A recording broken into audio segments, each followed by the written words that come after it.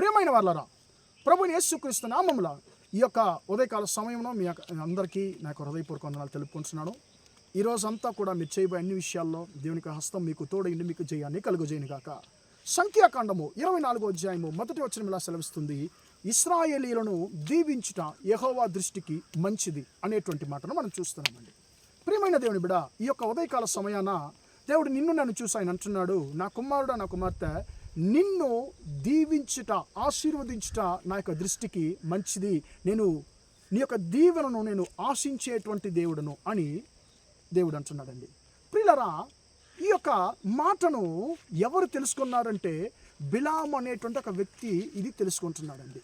ప్రియులరా, ఎందుకు ఈ బిలాము ఎవరంటే, ప్రియులరా, ఇశ్రాయేలీయులు తమ బిడ్డలను దేవుడు ఎక్కువగా ప్రేమించాడు కాబట్టి వారి యొక్క ఐగుప్తు బానిస జీవితం నుంచి వారిని విడిపించి వారికి స్వదేశాన్ని ఇవ్వడానికి ఆయన వారిని అరణ్యంలో నడిపిస్తూ వస్తున్నాడండి.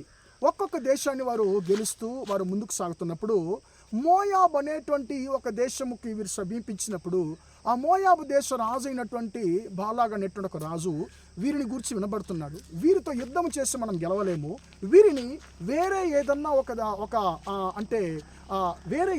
దారిలో మనము వీరిని మోసం చేయాలి, వీరిని ఎలాగన్నా గెలవాలని చెప్పి ఆయన ఏం చేస్తుంటే, ప్రియులారా, ఆ యొక్క ప్రాంతంలో ఉండేటువంటి ఒక మంత్రగాడికి సమమైనటువంటి బిలాము అనేటువంటి ఒక వ్యక్తిని ఆయన ఎన్నుకుంటున్నాడు.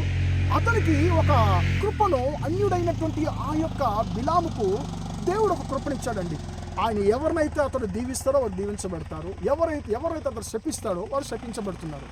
పాస్టర్ గారు, ఈయన ప్రవక్త అని చెప్పి అంటుంది కదా బైబిల్లో, బిలాము మీరు ఏంటండి అతడు మంత్రగాడని చెప్పి అంటున్నారు అని మీరు అనుకోవచ్చండి. నిజంగా మీరు చరిత్ర మీరు బాగా యొక్క సంఖ్యాకాండం బాగా చదివినట్లయితే ప్రియులారా, అతడు బయలుదేవత యొక్క బలిపీఠాల దగ్గర నుండి ఇశ్రాయేలుని శపించడానికి అతడు ప్రయత్నం చేస్తున్నాడు. ప్రియులారా, ఎవడైనా కూడా దేవుని యొక్క ప్రవక్త అయితే ఇశ్రాయేలుని శపించడానికి ఎవరు కూడా అనుకునేటువంటి వారు కాదు.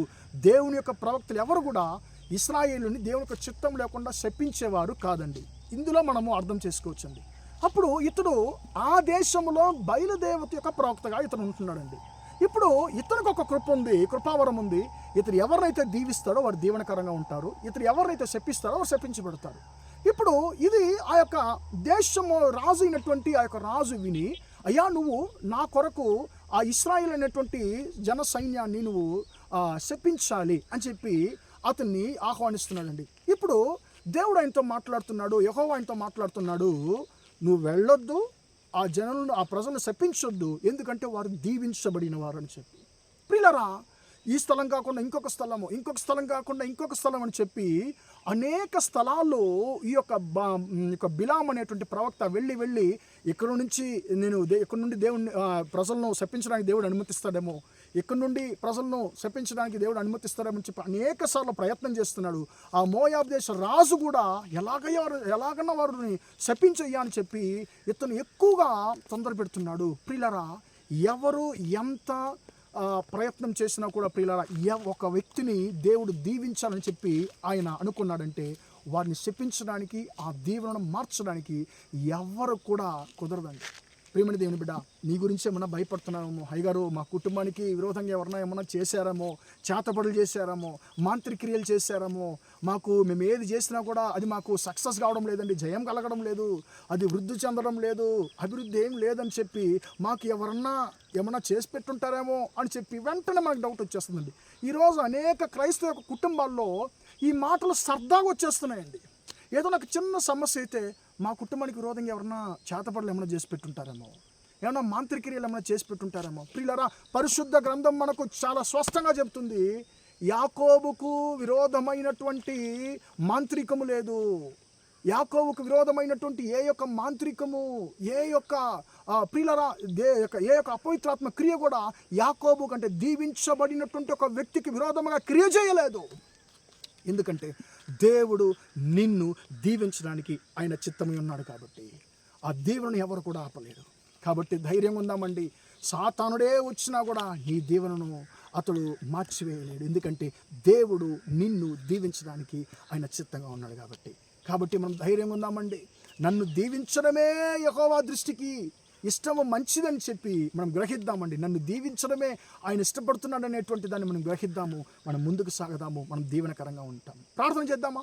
ప్రేమగల మా తండ్రి, దయగల దేవ, ఇంతవరకు ఈ మాటలు విన్న మీ బిడ్డలు మీరు దీవించండి, ఆశీర్వదించండి తండ్రి. ఇశ్రాయేలును దీవించటయే యెహోవా దృష్టికి మంచిదని తండ్రి ఆ యొక్క బిలాము తెలుసుకున్నట్లుగా తండ్రి యేసయ్య మా జీవితంలో మమ్మల్ని దీవించడమే నీకు ఇష్టం అనేటువంటి దాన్ని మేము తెలుసుకోవడానికి, మేము గుర్తెరగడానికి కృప దయచేయండి తండ్రి. ఈరోజు తండ్రి అది మేము మర్చిపోతున్నాం కాబట్టి మా జీవితంలో అనేక భయాలు వస్తున్నాయి తండ్రి. అనేక విషయాల గురించి మేము ఎక్కువగా భయపడుతున్నాం. కారణం ఏంటంటే మీరు మమ్మల్ని దీవించేటువంటి దేవుడు అనేటువంటి దాన్ని మర్చిపోతున్నామండి తండ్రి.